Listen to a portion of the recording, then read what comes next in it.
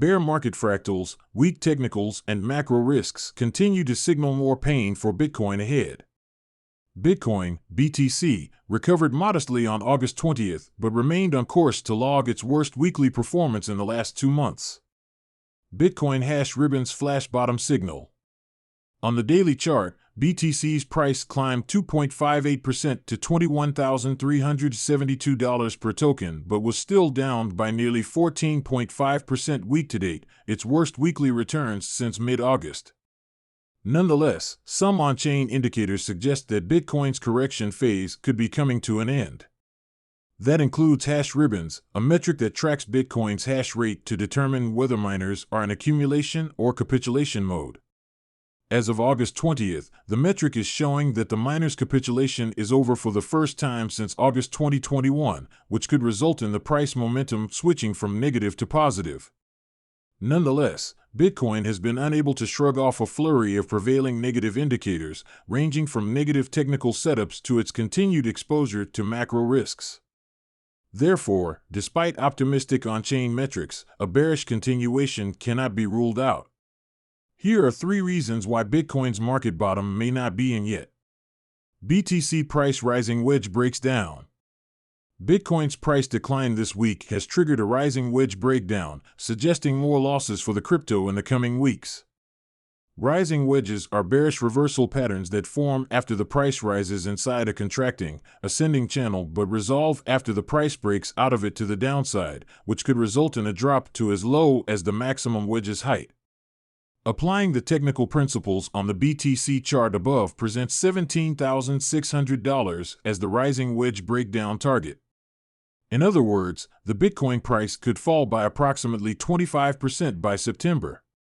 Bitcoin bulls are misjudging the Fed. Bitcoin had surged by approximately 45% during its rising wedge formation after bottoming out locally at around $17,500 in June.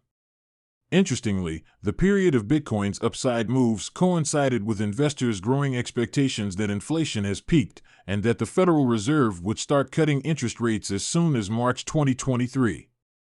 The expectations emerged from the Fed Chairman Jerome Powell's FOMC statement from July 27. Powell: as the stance of monetary policy tightens further, it likely will become appropriate to slow the pace of increases while we assess how our cumulative policy adjustments are affecting the economy and inflation. Nonetheless, the most recent Fed dot plot shows that most officials anticipate the rates to reach 3.75% by the end of 2023 before sliding back down to 3.4% in 2024. Therefore, the prospects of rate cuts remain speculative. St. Louis Fed President James Bullard also noted that he would support a third consecutive 75 basis point raise at the central bank's policy meeting in September.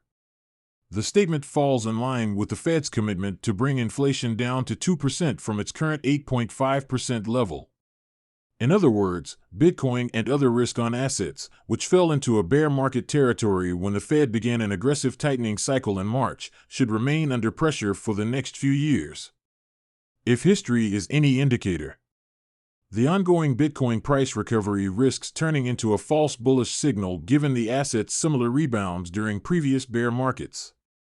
BTC's price rebounded by nearly 100% from around $6,000 to over $11,500 during the 2018 bear market cycle, only to wipe off the gains entirely and drop toward $3,200.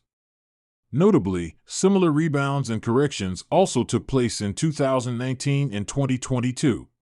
The views and opinions expressed here are solely those of the author and do not necessarily reflect the views of Cointelegraph.com.